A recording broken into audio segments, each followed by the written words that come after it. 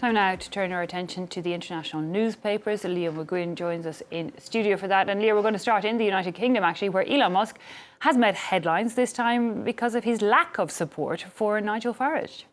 It's all over the British front pages this morning, Eve, whether it be the more right-wing publications like The Telegraph, who have the headline Musk turns on Farage, or left like The Guardian, reporting that Musk has said that Reform UK needs a new leader. It looked, to all intents and purposes, as if the two were the best of friends over the last few weeks. So what's changed? Well, the billionaire has turned on Farage after the Reform leader distanced himself from Musk's support of Tommy Robinson. And this morning, this opinion piece in The Telegraph says that this is Farage's smartest move yet. The feud, as I say, centres around Robinson, whose real name is Stephen Yaxley Lennon, an anti-Islam campaigner, also a convicted criminal, currently serving 18 months in prison. This article notes that people who like Farage tend to like Robinson. The irony is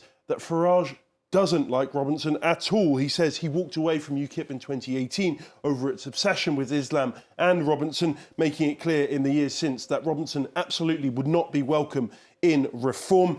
This piece says, forget the 100 billion that Musk has promised Reform.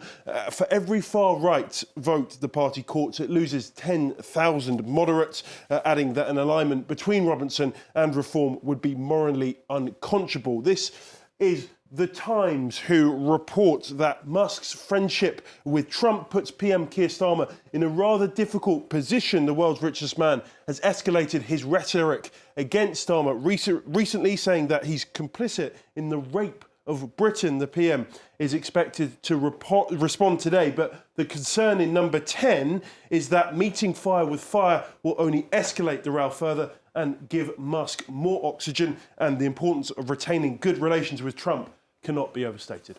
Very interesting choice of illustrations there on The Times, Leo.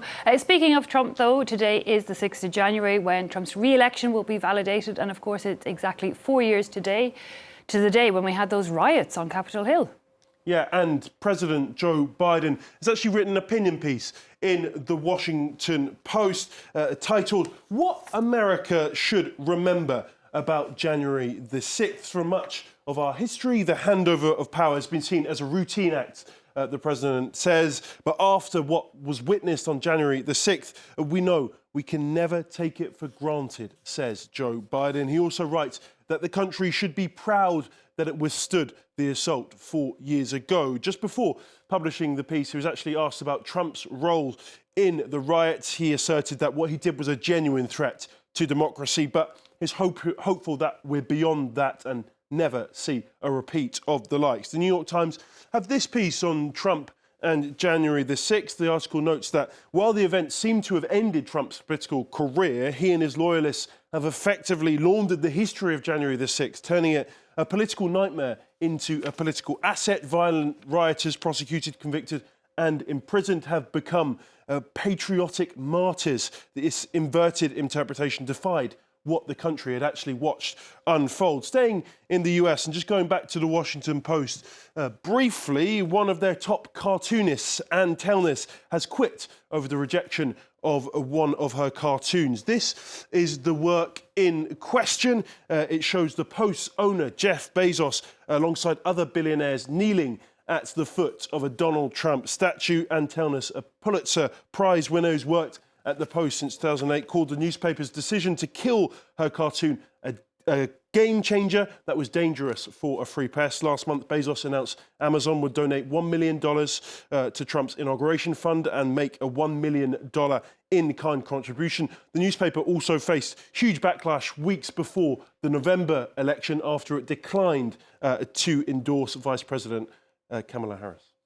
OK, well, finally, Leo, turning to France for the final story. A famous marine park has closed its doors for good, a move that was seen to protect animal welfare, but that's not so sure anymore.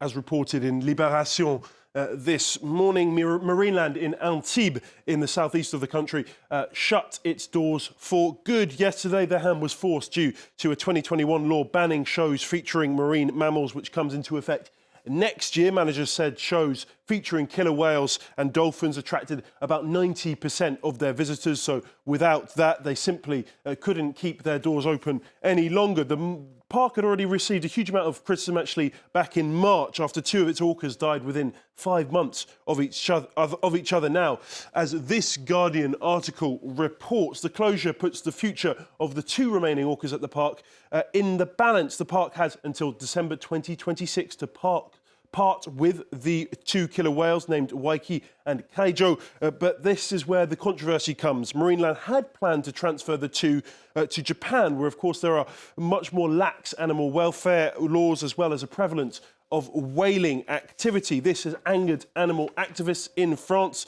and France's ecology minister has actually come out against the move. And in November, the French government actually blocked the deal, citing those welfare laws, also saying the journey would be dangerous for the orcas. Most experts also agree that releasing the 2 into the wild isn't a viable option. They simply wouldn't be able to survive as they were born in captivity. So what to do? Well, there might still be one option left. The Whale Sanctuary Project are hoping to build a facility in Canada and say they'd be able to attract funding if the French government do agree to send those whales there. The organisation are preparing to close off an area of seawater measuring about 98 acres with nets. Waiki and Kaijo could then use the large expanse of water, support from vets, welfare workers until the end of their lives, having a whale at a time. So fingers crossed, there still could be a happy ending to this one. OK, let's hope all for a happy ending, whatever the story. Leo McGuinn, thanks a lot for that look at the international papers.